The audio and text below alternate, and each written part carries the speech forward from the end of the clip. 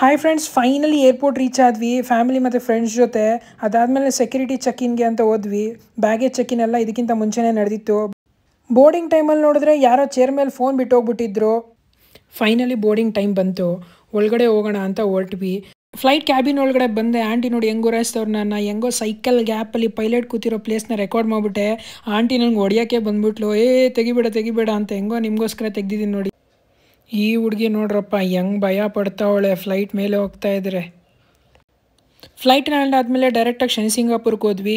ಇಲ್ಲಿ ನೋಡಿದ್ರೆ ಚೊಪ್ಲಿ ದೆವ್ವದ ಗೊಂಬೆಲ್ಲ ತಗ್ಲಾಕವ್ರೆ. ದೇವ್ರನೇ ನಂಗಂತೂ ಗೊತ್ತಿಲ್ಲ, ಕೇಳ್ಬಿಟ್ಟು ತಗೊಳ್ಳಿ. ಕೊನೆಗೂ ಶಿರಡಿ ದರ್ಶನ ಮುಗೀತು. ಅಬ್ಬಬ್ಬಾ ಏನು ಸುಖವಾಗಿ ಮಲ್ಗೈತ್ರಿ ನಾಯಿ.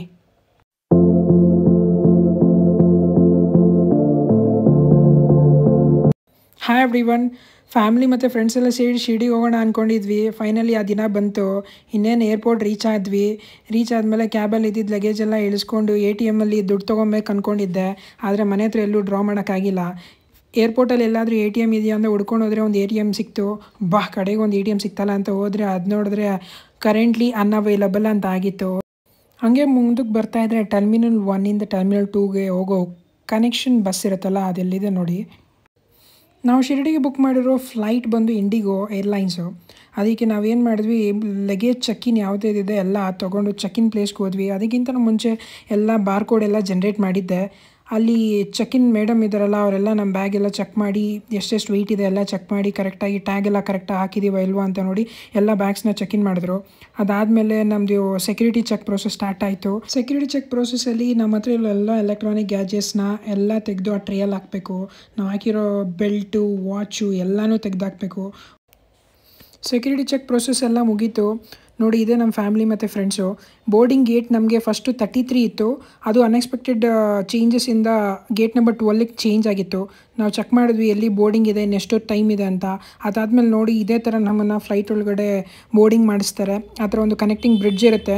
ನಮ್ಮ ಏರ್ಪೋರ್ಟ್ ಫಸ್ಟ್ ಫ್ಲೋರಿಂದ ಅಲ್ಲಿಗೆ ಒಂದು ಕನೆಕ್ಟಿಂಗ್ ಬ್ರಿಡ್ಜ್ ಇರುತ್ತೆ. ಹಂಗೆ ಸ್ವಲ್ಪ ಟೈಮ್ ಇತ್ತಲ್ಲ, ಏರ್ಪೋರ್ಟ್ನ ಎಕ್ಸ್ಪ್ಲೋರ್ ಮಾಡೋಣ ಅಂತ ಹೊರಟ್ವಿ. ಇಲ್ಲಿ ಜಸ್ಟ್ ಈಗ ತೋರಿಸಿದ್ನಲ್ಲ, ಈ ಹೋಟ್ಲಿದೆ ಅಲ್ವಾ ಟಿಫಿನ್ ಅಂತ. ಬ್ರೇಕ್ಫಾಸ್ಟ್ ಮಾತ್ರ ತುಂಬ ಚೆನ್ನಾಗಿರುತ್ತೆ, ಆದರೆ ಕಾಸ್ಟ್ ಕೇಳಿದ್ರೆ ಮಾತ್ರ ದಂಗಾಗ್ಬಿಡ್ತೀರಾ. 1 ಪ್ಲೇಟ್ ಇಡ್ಲಿ 130 ರೂಪೀಸ್ ಇರುತ್ತೆ. 2 ಸಮೋಸ ಬಂದು 120 ರೂಪೀಸ್ ಇರುತ್ತೆ. ನಾವು ಯಾರೂ ವಾಟರ್ ಬಾಟ್ಲೇ ತಂದಿರಲಿಲ್ಲ, ಆದರೆ ತುಂಬ ಬಾಯಾರಿಕೆ ಆಗ್ತಿತ್ತು. ಅದಕ್ಕೆ ಅಟ್ಲೀಸ್ಟ್ ಒಂದು ವಾಟರ್ ಬಾಟ್ಲ್ ಬೇಕಿತ್ತು. ಅದಕ್ಕೆ ಇಲ್ಲೇ ಒಂದು 70 ರೂಪೀಸ್ ಕೊಟ್ಟು ವಾಟರ್ ಬಾಟ್ಲ್ ತೊಗೊಂಡ್ವಿ. ಇವ್ರದ್ದು ನಮ್ಮ ಫ್ರೆಂಡ್ಸ್ ಅವ್ರದ್ದು ಸೆಲ್ಫಿ ಸೆಷನ್ ಮುಗೀತು. ಇನ್ನೇನು ಬೋರ್ಡಿಂಗ್ ಟೈಮ್ ಬಂತು. ನೋಡ್ತೀನಿ ಚೇರ್ ಮೇಲೆ ಯಾರೋ ಪ್ಯಾಸೆಂಜರ್ ಮೊಬೈಲ್ ಬಿಟ್ಬಿಟ್ಟಿದ್ರು. ಯಾರೋ ಮಿಸ್ ಮಾಡಿಬಿಟ್ಟಿದ್ದಾರಲ್ಲ, ಮಿಸ್ ಆಗಿಬಿಟ್ರೆ ಕಷ್ಟ ಆಗುತ್ತೆ ಅಂತ ಯಾರ್ದು ಅಂತ ಕೇಳೋಕ್ಕೆ ಹೋದೆ. ಅಲ್ಲೇ ಎಲ್ಲರೂ ಬೋರ್ಡಿಂಗ್ ಆಗ್ತಿದ್ರು, ಯಾರು ಇಲ್ಲೇ ಇದ್ದಾರೇನೋ ಅಂತ ಕೇಳಿದೆ. ಯಾರೂ ರೆಸ್ಪಾಂಡೇ ಮಾಡಲಿಲ್ಲ. ಆದರೂ ರಿಪೀಟೆಡಾಗಿ 2-3 ಸರಿ ಕೇಳಿದೆ. ಸಿಕ್ಕಿಲ್ಲ ಅಂದರೆ ಸೆಕ್ಯೂರಿಟಿ ಕೊಟ್ಬಿಡೋಣ ಅಂತ. ಪಕ್ಕದಲ್ಲಿರೋರು ಯಾರೋ ಒಬ್ಬರು ಕಸ್ಟಮರ್ ಪಾಕೆಟೆಲ್ಲ ಚೆಕ್ ಮಾಡ್ತಿದ್ರು, ಅವ್ರದ್ದೇನೋ ಇರ್ಬೋದೇನೋ ಅಂತ ನೋಡಿದೆ. ಆಮೇಲೆ ನೋಡಿದ್ರೆ ಯಾರೋ ಒಬ್ಬರು ಪಕ್ಕದಲ್ಲಿ ಕಸ್ಟಮರ್ ನಂದೇ ಇದು ಅಂತ ಹೇಳಿದ್ರು. ಓಕೆ ಸರ್, ಪ್ರೂಫ್ಗೆ ಪಾಸ್ವರ್ಡ್ ಆದರೂ ಹೇಳಿಲ್ಲ, ಫಿಂಗರ್ ಪ್ರಿಂಟ್ ಹಾಕಿ ಅಂದೆ. ಓಕೆ ಸರ್, ನಾನು ಫಿಂಗರ್ ಪ್ರಿಂಟ್ ಹಾಕ್ತೀನಿ ಅಂತ ಫಿಂಗರ್ ಪ್ರಿಂಟ್ ಹಾಕಿದ್ರು.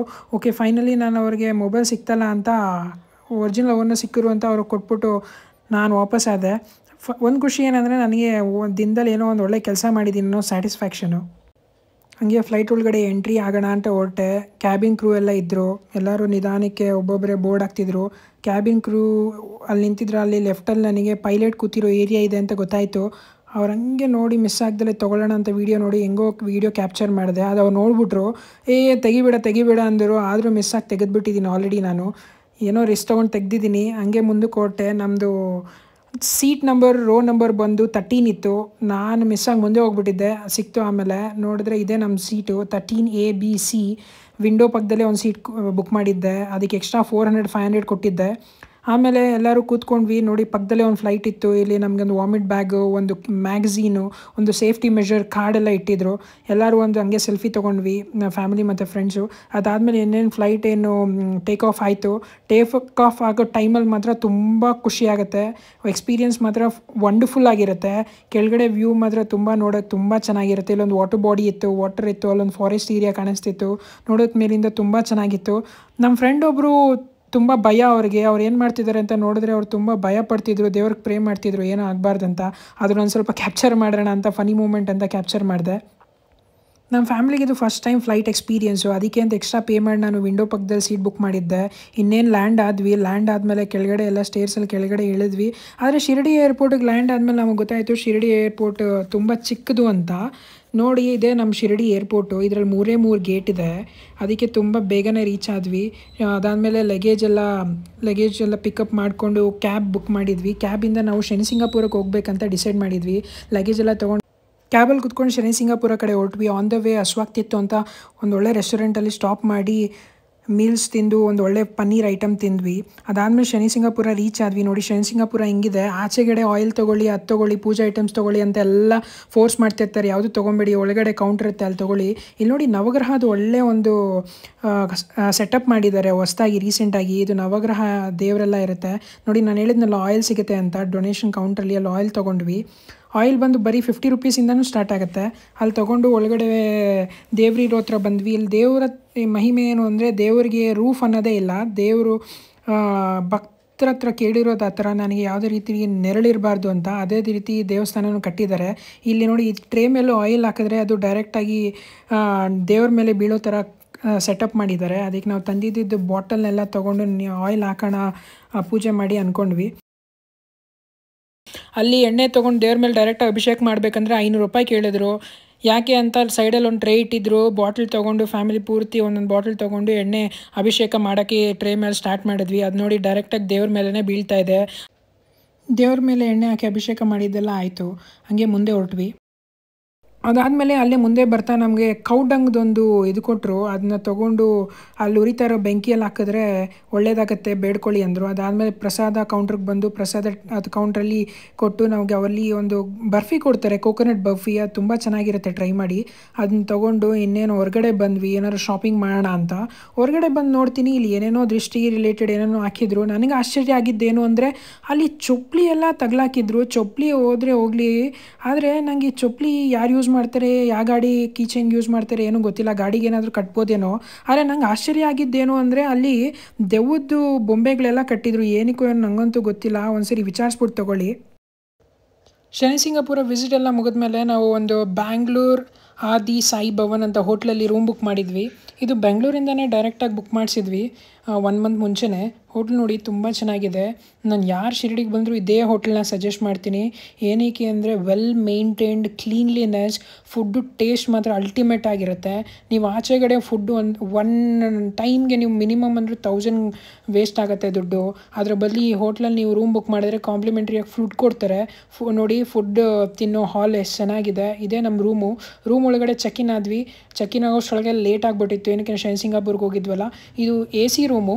ನಾನು ಮಮ್ಮಿ ಡ್ಯಾಡಿಗೆ ಅಂತ ಒಂದು ರೂಮ್ ಬುಕ್ ಮಾಡಿದ್ವಿ 3 ಕಾಟ್ದು. ರೂಮ್ ಮಾತ್ರ ತುಂಬ ಚೆನ್ನಾಗಿತ್ತು, ಹೈಜೀನ್ ಆಗಿತ್ತು. ಬೆಳಗ್ಗೆನೇ ಶಿರಡಿದು ಸ್ಪೆಷಲ್ ಡ್ರೆಸ್ನ ಟಿಕೆಟ್ ಬುಕ್ ಮಾಡಿದ್ವಿ 6:30ಗೆ. ಅದಕ್ಕಿಂತ ರೆಸ್ಟ್ ಮಾಡಿ ಬೆಳಗ್ಗೆನೇ ಹೊರಟ್ವಿ. On the way coffee tea ಕುಡ್ಕೊಂಡು ಹೊರಟ್ವಿ. ಅಲ್ಲಿ ಆನ್ ದ ವೇ ನಮಗೊಂದು ಮ್ಯೂಸಿಯಂ ಸಿಕ್ತು. ಒಂದು ಮಾಲ್ ಇದೆ ಅಲ್ಲಿ. ಆ ಮಾಲಲ್ಲಿ ಮ್ಯೂಸಿಯಂ ಇತ್ತು. ಬನ್ನಿ ನೋಡೋಣ, ಟೈಮ್ ಇತ್ತಲ್ಲ ಅಂತ ಹೊರಟ್ವಿ ಮಾಲ್ಗೆ. ಮ್ಯೂಸಿಯಂ ಇತ್ತು. ಅಲ್ಲಿ ನಮ್ಮನ್ನ ಚೆನ್ನಾಗಿ ವೆಲ್ಕಮ್ ಮಾಡಿದ್ರು. ಏನು ಇದನ್ನು ಫ್ರೀಯಾ ಅಥವಾ ಒಳಗಡೆ ಏನಾದ್ರು ದುಡ್ಡು ಇಸ್ಕೊತಾರೆ ಅಂತ ಗೊತ್ತಾಗಿಲ್ಲ. ಆದರೂ ಇಲ್ಲಿ ಬಾ ನೋಡೋಣ ಅಂತ ನೋಡಿದ್ವಿ. ನೋಡಿ ಸಾಯಿಬಾಬಾದು ಐಡಲ್ಸ್ ಎಲ್ಲ ಇಟ್ಟಿದ್ದಾರೆ. ಸಾಯಿಬಾಬಾ ಅನ್ನ ಮಾಡ್ತಾ ಇದ್ದಿದ್ದು, ಸಾಯಿಬಾಬಾ ನಿಂತ್ಕೊಂಡು ಛತ್ರಿ ಹಿಡ್ದಿರೋ ಥರ, ಈ ಥರ ತುಂಬ ಚೆನ್ನಾಗಿತ್ತು. ಅದು ನೋಡೋದಕ್ಕೆ ತುಂಬ ಇನೋವೇಟಿವ್ ಆಗಿತ್ತು. ಹಾಗೆ ಮುಂದೆ ಹೊರಟ್ವಿ. ಒಳಗಡೆ ಮ್ಯೂಸಿಯಂ ಇದೆ ಅಂದರು. ಮುಂದೆ ಹೊರಟ ಮೇಲೆ ಗೊತ್ತಾಯಿತು ನಮಗೆ ಅಲ್ಲಿ ಫುಲ್ಲು ಇದೆಲ್ಲ ಸೇಲ್ಸ್ ಟ್ಯಾಕ್ಟಿಕ್ಸ್ ಅಂತ. ಒಳಗಡೆ ನಿಮಗೆಲ್ಲ ಸಾಯಿಬಾಬಾ ಐಡಲ್ಸ್ ಆಗಲಿ, ಸಾಯಿಬಾಬಾ ಕಣ್ ರಿಲೇಟೆಡ್ ಆಗಲಿ ಒಳಗಡೆ ಐಟಮ್ಸ್ ಎಲ್ಲ ಇಟ್ಟಿರ್ತಾರೆ. ಅದನ್ನು ಸೇಲ್ ಮಾಡೋದಕ್ಕೋಸ್ಕರ ಇಲ್ಲಿ ಆಚೆಗಡೆಯಿಂದ ಫ್ರೀ ಅಂತಾರೆ. ನೋಡಿ ಅವ್ರು ವೆಲ್ಕಮ್ ಮಾಡ್ತಿದ್ದಾರೆ. ಇದಾದಮೇಲೆ ಮುಂದೆ ವೀಡಿಯೋ ತೆಗಿಬೇಡ ಅಂದರು. ಅದಕ್ಕೆ ಇಲ್ಲಿ ನಾನು ಸ್ಟಾಪ್ ಮಾಡಿದೆ.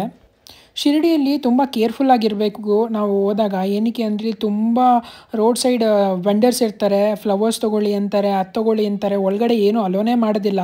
ನಿಮ್ಮ ಮೊಬೈಲ್ಸು ಮತ್ತು ಸ್ಲಿಪ್ಪರ್ಸ್ನೆಲ್ಲ ಫ್ರೀಯಾಗಿ ಟೆಂಪಲ್ ಸೈಡಿಂದನೇ ಇರುತ್ತೆ ಲಾಕರ್ಸು, ಅಲ್ಲಿ ಇಡಿ. ಬೇರೆ ಏನೋ ಮಿಸ್ ಆಗಿ ಔಟ್ಸೈಡ್ ಶಾಪಲ್ಲಿ ಇಟ್ಟರೆ ಅವರು ನಿಮಗೆ ಮೋಸ ಮಾಡೋ ಚಾನ್ಸಸ್ ಇರುತ್ತೆ. ಕಡೆಗೂ ದರ್ಶನ ಎಲ್ಲ ಮುಗೀತು, ಹೊರಗಡೆ ಬಂದ್ವಿ. ಇಲ್ಲಿ ನೋಡಿ ಸಾಯಿಬಾಬಾದು ಒಂದು ದೊಡ್ಡದೊಂದು ವಿಗ್ರಹ ಮಾಡಿದ್ದಾರೆ. ವಾಟರ್ ಫೌಂಟೇನ್ ಇದೆ ಅದಕ್ಕೆ. ಅದು ವಿಸಿಟ್ ಮಾಡಿದ್ವಿ. ಅದೊಂದು ಚಿಕ್ಕ ಪಾರ್ಕ್ ಇದೆ, ಅದು ಸಖತ್ತಾಗಿತ್ತು. ಅದಾದಮೇಲೆ ಶಿರಡಿಯಿಂದ ಪ್ರಸಾದಾಲಯ ಇದೆ, ಫ್ರೀಯಾಗಿ ಊಟ ಹಾಕ್ತಾರೆ. ಅಲ್ಲೊಂದು ಟಿಕೆಟ್ ಕೊಡ್ತಾರೆ, ತೊಗೊಂಡೋಗಿ ಪ್ರಸಾದ ತಿಂದ್ವಿ. ತುಂಬ ಚೆನ್ನಾಗಿತ್ತು. ಶಿರಡಿ ದರ್ಶನ ಆದಮೇಲೆ ಡೈರೆಕ್ಟಾಗಿ ನಾಸಿಕ್ ಮತ್ತು ತ್ರಯಂಬಕೇಶ್ವರ್ ಹೋಗ್ಬೇಕಂತ ಮುಂಚೆನೇ ಪ್ಲ್ಯಾನ್ ಇತ್ತು. ಅದಕ್ಕೆ ತುಂಬ ಕಡೆ ಓಡಾಡೋದಿತ್ತಲ್ಲ ಅಂತ ಒಂದೇ ಒಂದು ಕ್ಯಾಬ್ ಸರ್ವಿಸ್ ಅವ್ರ ಹತ್ರ ಹೋಲ್ ಪ್ಯಾಕೇಜ್ ಬುಕ್ ಮಾಡಿದ್ದೆ. ನಮ್ಮನ್ನ ಏರ್ಪೋರ್ಟಿಂದ ಪಿಕಪ್ ಮಾಡಿ ಡೈರೆಕ್ಟಾಗಿ ಶನಿಸಿಂಗಾಪುರ ವಿಸಿಟ್ ಮಾಡಿ, ಅಲ್ಲಿಂದ ನಮಗೆ ಹೋಟೆಲಿಗೆ ಡ್ರಾಪ್ ಮಾಡಿ, ನೆಕ್ಸ್ಟ್ ಡೇ ನಾಸಿಕ್ ತ್ರಯಂಬಕೇಶ್ವರ್ ಮತ್ತು ಫೈನಲ್ ಡೇ ಶಿರಡಿಗೆ ಏರ್ಪೋರ್ಟ್ಗೆ ಡ್ರಾಪ್ ಮಾಡೋ ತನಕ ಪ್ಯಾಕೇಜ್ ಬುಕ್ ಮಾಡಿದ್ದೆ. ಅವ್ರ ಡೀಟೇಲ್ಸ್ ನಾನು ಡಿಸ್ಕ್ರಿಪ್ಷನ್ನಲ್ಲಿ ಹಾಕಿರ್ತೀನಿ. ಬಂದಿದ್ದ ಕ್ಯಾಬಲ್ಲೇ ಫಸ್ಟ್ ನಾವು ತ್ರಯಂಬಕೇಶ್ವರ್ ರೀಚ್ ಆದ್ವಿ. ಇಲ್ಲಿ ನಿಮಗೆ ಶಾಪಿಂಗ್ ಏನೋ ಮಾಡಬೇಕಂದ್ರೆ ಒಳ್ಳೆ ಪ್ಲೇಸ್ ಇದು. ಇಲ್ಲಿ ನಿಮಗೆ ರುದ್ರಾಕ್ಷಿ ಮತ್ತು ಲಿಂಗ, ಕಪ್ಪೆ ಚಿಪ್ಪು, ಚಿಕ್ಕ ಚಿಕ್ಕ ಕೋಕೋನಟ್ಸ್ ಎಲ್ಲ ಸಿಗುತ್ತೆ. ನಿಮಗೆ ಅದು ಒರಿಜಿನಲ್ಲ ಅಲ್ವಾ ಅಂತ ಐಡೆಂಟಿಫೈ ಮಾಡೋಕ್ಕಾದ್ರೆ ಮಾತ್ರ ತೊಗೊಳ್ಳಿ. ಇಲ್ಲಿ ನೋಡಿ ಚಿಕ್ಕ ತೆಂಗಿನಕಾಯಿ ಇದೆ, ಅದು ತುಂಬ ಚೆನ್ನಾಗಿದೆ. ಪ್ರೈಸ್ ಕೇಳಿದ್ರೆ ತುಂಬ ಕಾಸ್ಟ್ಲಿ ಹೇಳ್ತಾರೆ. ಈ ಥರ ತೆಂಗಿನಕಾಯಿ ನಾನು ಎಲ್ಲೂ ನೋಡೇ ಇರಲಿಲ್ಲ. ಪೂಜೆಗೆ ಅಂತ ಯೂಸ್ ಮಾಡ್ತಾರಂತೆ. ಯಪ್ಪ, ನಾಯಿ ನೋಡಿ ಗುರು ಏನು ಸ್ಟೈಲಾಗಿ ಮಲಗಿದೆ. ಹಂಗೆ ಮುಂದಕ್ಕೆ ಬಂದ್ವಿ. ತ್ರಯಂಬಕೇಶ್ವರ ಟೆಂಪಲ್ ಸಿಕ್ತು. ಅದಕ್ಕೂ ನಾವು ಟಿಕೆಟ್ ಬುಕ್ ಮಾಡಿದ್ವಿ. Special passes 200 ರುಪೀಸ್ದು. ಅದು ಮೋರ್ ದೆನ್ 4-5 hours ಆಗ್ತಿತ್ತಂತೆ. ನಮಗೆ ಟಿಕೆಟ್ ಬುಕ್ ಮಾಡೋದಕ್ಕೆ ಹಾಫ್ ಆನ್ ಅವರಲ್ಲೇ ದರ್ಶನ ಆಗ್ಬಿಡ್ತು. ನಾನು ಎಲ್ಲರಿಗೂ ಸ್ಪೆಷಲ್ ದರ್ಶನ ಟಿಕೆಟ್ ಬುಕ್ ಮಾಡೋದಕ್ಕೆ ಸಜೆಸ್ಟ್ ಮಾಡ್ತೀನಿ. ಏನಕ್ಕೆ ಅಂದರೆ ತುಂಬ ರಶ್ ಇರುತ್ತೆ. ಒಳಗಡೆ ಮಾತ್ರ ಆ್ಯಂಬಿಯನ್ಸ್ ಮಾತ್ರ ತುಂಬ ಚೆನ್ನಾಗಿತ್ತು, ತುಂಬ ತಂಪಾಗಿರುತ್ತೆ. ನೋಡಿ, ಇದೇ ಟೆಂಪಲ್ಲು ತುಂಬ ಚೆನ್ನಾಗಿದೆ. ಇಲ್ಲಿ ಭಕ್ತಾದಿಗಳೆಲ್ಲ ಒಳ್ಳೆ ಫೋಟೋ ಸೆಷನ್ ಮಾಡ್ತಿದ್ರು, ಫೋಟೋಸ್ ತೊಗೊತಿದ್ರು. ಒಳಗಡೆ ಫೋಟೋ ಆಗಲಿ ವಿಡಿಯೋ ಆಗಲಿ ಏನು ತೆಗಿಯೋದಕ್ಕೆ ಅಲೋ ಇಲ್ಲ, ಅದಕ್ಕೆ ನಾನು ತೊಗೊಳಕ್ಕಾಗಿಲ್ಲ. ಇಲ್ಲಿ ನೋಡಿ, ಒಂದು 3 ಲಿಂಗ ಇರೋದೊಂದು ಲಿಂಗ ಇದೆ. ಒಳಗಡೆ 3 ಫೇಸಿಂಗಲ್ಲೂ ಒಂದೊಂದು ಲಿಂಗ ಬಂದಿದೆ. ಅದಕ್ಕೆ ಕೈ ಆ ಪೊಸಿಷನಲ್ಲಿ ಇಟ್ಟು ನಿಮ್ಗೆ ಏನೋ ಕೋರಿಕೆ ಇದ್ದರೆ ಬೇಡ್ಕೊಬೋದು. ಆನ್ ದ ವೇ ನಾಸಿಕ್ ಹೊರಟಿದ್ರಿ. ಇಲ್ಲಿ ನೋಡಿದ್ರೆ ಯಾರಿಗೋ ಆಕ್ಸಿಡೆಂಟ್ ಆಗಿಬಿಟ್ಟು ಏನಾಯಿತು ಅಂತ ನೋಡೋಷ್ಟರೊಳಗೆ ಅಪ್ಪ ಎದ್ದು ನಿಂತ್ಕೊತಿದ್ದ. ಹೋಯ್ತು, ಸರಿ ಹೋಯ್ತು, ಏನಾಗಿಲ್ಲ ಅಂತ ಮುಂದೆ ಹೊರಡ್ವಿ. ನೋಡಿ, ಇದು ಗೋದಾವರಿ ರಿವರು. ಇಲ್ಲಿ ನಾಸಿಕಲ್ಲಿ ನೀವು ಎಲ್ಲೇ ಟ್ರಾವೆಲ್ ಮಾಡಬೇಕಂದ್ರೂ ನಿಮಗೆ ನೀವು ಕ್ಯಾಬಲ್ಲಿ ಕಷ್ಟ ಆಗುತ್ತೆ. ಅದಕ್ಕೆ ಅಂತ ಒಂದು ಆಟೋ ಬುಕ್ ಮಾಡ್ಕೊಳ್ಳಿ, ಅದು ಬೆಸ್ಟ್ ಆಪ್ಷನ್ನು. ಎಲ್ಲರೂ ತುಂಬ ರೇಟ್ ಹೇಳೋಕ್ಕೆ ಸ್ಟಾರ್ಟ್ ಮಾಡ್ತಾರೆ. ಅವ್ರು ಬಾರ್ಗೇನ್ ಮಾಡಿ ಒಂದು 500ಗೆ ಫೈನಲೈಸ್ ಮಾಡೋಕ್ಕೆ ಟ್ರೈ ಮಾಡಿ. ನಾವು ಈ 6 ಮೆಂಬರ್ಸ್ ಇದ್ವಲ್ಲ, ಅದಕ್ಕೆ 2 ಆಟೋಸ್ ಬುಕ್ ಮಾಡಿದ್ವಿ. ನೋಡಿ, ಇದು ತ್ರಿವೇಣಿ ಸಂಗಮ್ ಅಂತ ತುಂಬ ಚೆನ್ನಾಗಿದೆ ಪ್ಲೇಸ್ ಇದು. ಇಲ್ಲಿ ಏನಾದರೂ ಬೇಡಿಕೆ ಇದ್ದರೆ ಅಲ್ಲೊಂದು ದೀಪ ಕೊಡ್ತಾರೆ. ಬುಟ್ಟಿಯಲ್ಲಿ ಇಟ್ಟು ಹೂವು ಎಲ್ಲ ಇಟ್ಟು ನಿಮಗೆ ದೀಪ ಬೆಳಗಿಸಿ ದೀಪ ಬಿಟ್ಟರೆ ನಿಮಗೆ ಏನಾದರೂ ಕೋರಿಕೆ ಇದ್ದರೆ ಅದು ಈಡಿರುತ್ತೆ ಅನ್ನೋ ನಂಬಿಕೆ ಇದೆ, ವಾಡಿಕೆ ಇದೆ. ಅದಕ್ಕೆ ನಮ್ಮಮ್ಮನೂ ಒಂದು ತೊಗೊಂಡು ನೀರಲ್ಲಿ ದೀಪ ಬಿಟ್ಟರು. ನೋಡಿ, ಇಲ್ಲೊಂದು ಚಿಕ್ಕ ಲಿಂಗ ಇದೆ, ಇದಕ್ಕೆಲ್ಲ ಅಭಿಷೇಕ ಮಾಡ್ತಿದ್ರು. ನಾಸಿಕಲ್ಲಿ ತುಂಬ ಪ್ಲೇಸಸ್ ತೋರಿಸ್ತಾರೆ, ಆದರೆ ನಮಗೆ ಇಲ್ಲಿ ಕಪಾಲೇಶ್ವರ್ ವಿಸಿಟ್ ಮಾಡಿದ್ವಿ. ಅದಾದಮೇಲೆ ಕಪಾಲೇಶ್ವರಲ್ಲಿ ತುಂಬ ದೇವರು ಇದೆ. ಅದೆಲ್ಲ ದೇವರೆಲ್ಲ ನೋಡಿದ್ಮೇಲೆ ಪಕ್ಕದಲ್ಲಿ ರಾಮ, ಸೀತಾ ಮತ್ತು ಲಕ್ಷ್ಮಣ ಇರೋ ಒಂದು ದೇವಸ್ಥಾನ ಇತ್ತು. ಅದಾದಮೇಲೆ ಸೀತಾ ಮೆಡಿಟೇಷನ್ ಮಾಡ್ತಿದ್ದಿರೋ ಒಂದು ಪ್ಲೇಸ್ ಇದೆ ಅಂದರು. ಅದರಲ್ಲಿ ತುಂಬ ದಪ್ಪ ಇರೋರು ಅದರಲ್ಲಿ ಒಳಗಡೆ ಹೋಗೋದಕ್ಕೆ ಕಷ್ಟ ಅಂದರು. ಅದಕ್ಕೆ ನಾವೆಲ್ಲ ಆರಾಮಾಗಿ ಹೋಗೋಕ್ಕಾಯಿತು. ಆದರೆ ತುಂಬ ಎಕ್ಸೈಟಿಂಗ್ ಆಗಿರುತ್ತೆ.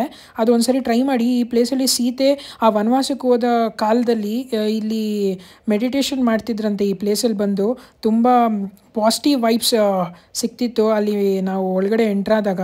ಒಂದು ಸರಿ ನೀವು ಆದರೆ ಈ ಕಡೆ ನಾಸಿಕ್ ಕಡೆ ಬಂದಾಗ ಆ ಪ್ಯಾಕೇಜ್ನ ತೊಗೊಳೋದಕ್ಕೆ ಟ್ರೈ ಮಾಡಿ.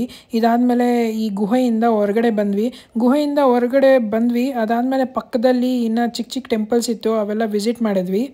ನಾನು ಆಗಲೇ ನಾಸಿಕ್ದು ಆಟೋ ಪ್ಯಾಕೇಜ್ ಹೇಳಿದ್ನಲ್ಲ, ಅದರಲ್ಲಿ ನಮಗೆ ಟೋಟಲ್ 12 ಟೆಂಪಲ್ಸ್ನ ತೋರಿಸ್ತಾರೆ. ಇದು ನೋಡಿ, ಇದು ಪಂಚವಟಿ ಅಂತ. ಇಲ್ಲಿ 5 ವೃಕ್ಷಗಳಿದೆ, ಅದ್ರ ಸ್ಟೋರಿ ಹೇಳ್ತಾರೆ. पंचवटी के 5 पेड़ लगाए लैंडमार्क के लिए। तब के टाइम पे इधर 1 था, तो पता होना चाहिए ना बीबी को कहाँ रखा है। तो इसके लिए लैंडमार्क के लिए 5 पेड़ लगाए, तब से नाम गिर गया यहाँ पे पंचवटी। और वो सीता माता का गुफा। ये सामने जाना, ये कालाराम मंदिर है। यहाँ पे जितनी भी मूर्तियाँ है, राम लक्ष्मण सीता, ये सब काले पत्थर की, इसके लिए इसको बोलते हैं कालाराम मंदिर। ये बना है 1720 में पेशवेकालीन सरदार रघुराव ओडेकर, उन्होंने मंदिर का जीर्णोद्धार करवाया। इसका एक एक पत्थर उबले हुए पानी में डाल के फिर मंदिर में लगवाए। मतलब टूटना नहीं चाहिए, जो टूट गया वो लगाते नहीं। दर्शन करके आओ, फिर आगे जाएंगे। ಇದೇ ನೋಡಿ ಆ ಕಾಲಾರಾಮ್ ಟೆಂಪಲ್ಲು. ಇಲ್ಲಿ ಕೂಡ ಮೊಬೈಲ್ ಅಲೋ ಇರಲಿಲ್ಲ ಒಳಗಡೆ. ಇದು ನೋಡೋಕ್ಕೆ ಸೇಮ್ ನಿಮಗೆ ತ್ರಯಂಬಕೇಶ್ವರ ಟೆಂಪಲ್ ಥರನೇ ಇತ್ತು. ಆಚೆಗಡೆ ನೋಡಿ ಒಂದು ಕೃಷ್ಣದ ಐಡಲ್ ಸಿಕ್ತು, ತುಂಬ ಚೆನ್ನಾಗಿತ್ತು. ಇನ್ನು ಲಾಸ್ಟ್ ಆ್ಯಂಡ್ ಫೈನಲ್ ಪ್ಲೇಸ್ ಬಂದು ಲಕ್ಷ್ಮಣ ಶೂರ್ಪಣಖಿ ಅನ್ನೋ ರಾಕ್ಷಸಿ ಮೂಗು ಕೊಯ್ದಿರ್ತಾರೆ, ಆ ಪ್ಲೇಸಿಗೆ ಕರ್ಕೊಂಬಂದರು. ಈ ಪ್ಲೇಸಲ್ಲಿ ಅವ್ರದ್ದೊಂದು ಪಿಕ್ಚರೈಸ್ ಮಾಡಿ ಒಂದು ಐಡಲ್ ಇಟ್ಟಿದ್ರು, ತುಂಬ ಚೆನ್ನಾಗಿತ್ತು. ಇಲ್ಲಿ ಹಂಗೆ ಕಂಟಿನ್ಯೂ ಆದ್ವಿ ನೋಡಿಕೊಂಡು. ಇಲ್ಲಿ ತುಂಬ ಇನೋವೇಟಿವ್ ಆಗಿ ಐಡಲ್ಸ್ನೆಲ್ಲ ಮಾಡಿದರು. ಆಮೇಲೆ ಲಾಸ್ಟ್ ಆ್ಯಂಡ್ ಫೈನಲ್ ಆಗಿ ಬಂದರು. ಇಲ್ಲೊಂದು ರಾಮದು ಐಡಲ್ ಇತ್ತು, 70 ಫೀಟ್ ಅದಕ್ಕಿಂತ ಜಾಸ್ತಿ ಹೈಟ್ ಇರೋ ಒಂದು ರಾಮದು ಬ್ರಾನ್ಸ್ ಐಡಲ್ ಇಟ್ಟಿದ್ರು. ಅದು ನೋಡಿ ಎಷ್ಟು ಚೆನ್ನಾಗಿದೆ ಅಂತ. ಇಲ್ಲಿ ನನಗೆ ವರ್ತ್ ಅನ್ನಿಸ್ತು ಈ ಪ್ಯಾಕೇಜಲ್ಲಿ ಇದು ಲಾಸ್ಟ್ ಆ್ಯಂಡ್ ಫೈನಲ್ ಆಗಿ ನೋಡಿದ್ದಕ್ಕೆ. ಶಿರ್ಡಿ ದರ್ಶನ ಎಲ್ಲ ಸಖತ್ತಾಗಿ ಮುಗೀತು. ಇನ್ನು ಏರ್ಪೋರ್ಟ್ಗೆ ಹೋಗ್ಬೇಕಾದ್ರೆ ಆನ್ ದ ವೇ ಸಾಹಿತ್ಯ ಥೀಮ್ ಪಾರ್ಕ್ ಇದೆ, ಅದನ್ನ ಯಾಕೆ ಮಿಸ್ ಮಾಡೋದು ಅಂತ ಅದನ್ನು ನೋಡ್ಬಿಡೋಣ ಅಂತ ಬಂದ್ವಿ. ಆಚೆಗಡೆಯಿಂದ ನೋಡೋಕೆ ಮಾತ್ರ ಸಖತ್ತಾಗಿತ್ತು. ನೋಡಿ ಆ ಡಿಸೈನ್ಸ್ ಎಲ್ಲ ನೋಡಿ ಎಷ್ಟು ಚೆನ್ನಾಗಿ ಮಾಡಿದ್ದಾರೆ. ಇಲ್ಲಿ 5D ಶೋ ಮಾಡ್ತಾರಂತೆ, ಲಂಕಾ ದಹನ ಶೋ ಇರುತ್ತೆ, ಆಮೇಲೆ ಸಾಯಿಬಾಬಾದು ಸ್ಟೋರಿದೊಂದು ಫಿಲಮ್ ಇರುತ್ತೆ. ಅದಾದಮೇಲೆ ಅಲ್ಲಿ ಚಕ್ರ ಕಾಣಿಸ್ತಿದೆ ಅಲ್ವಾ, ವೀಲು, ಅದ್ರ ಮೇಲೆ ನಿಮಗೆ ಲೇಸರ್ ಶೋ ಮಾಡ್ತಾರೆ. ಆಚೆಗಡೆಯಿಂದನೇ ಎಷ್ಟು ಚೆನ್ನಾಗಿದ್ರೆ ಇನ್ನು ಒಳಗಡೆ ಎಲ್ಲ ಡಿವೋಷ್ನಲ್ ಥೀಮ್ ಪಾರ್ಕ್ ಮಸ್ತಾಗಿರುತ್ತೆ. ಇಲ್ಲಿ ಬಂದವರು ಎಲ್ಲರೂ ವಿಸಿಟ್ ಮಾಡಿ. ಇದಕ್ಕೆ ಟಿಕೆಟ್ ಪ್ರೈಸಸ್ 500 to 600 ಚೇಂಜಸ್ ಇರುತ್ತೆ. ಸಾಯಿ ತೀರ್ಥ ಥೀಮ್ ಪಾರ್ಕ್ ನೋಡಿದ್ಮೇಲೆ ನಾವು ರಿಟರ್ನ್ ಫ್ಲೈಟ್ ಬುಕ್ ಮಾಡಿದ್ವಿ. 3:40 ಇತ್ತು ಅದು ಬೋರ್ಡಿಂಗು. ಅದಕ್ಕಿಂತ ಮುಂಚೆ 2 hours ಮುಂಚೆನೇ ಬಂದಿದ್ವಿ.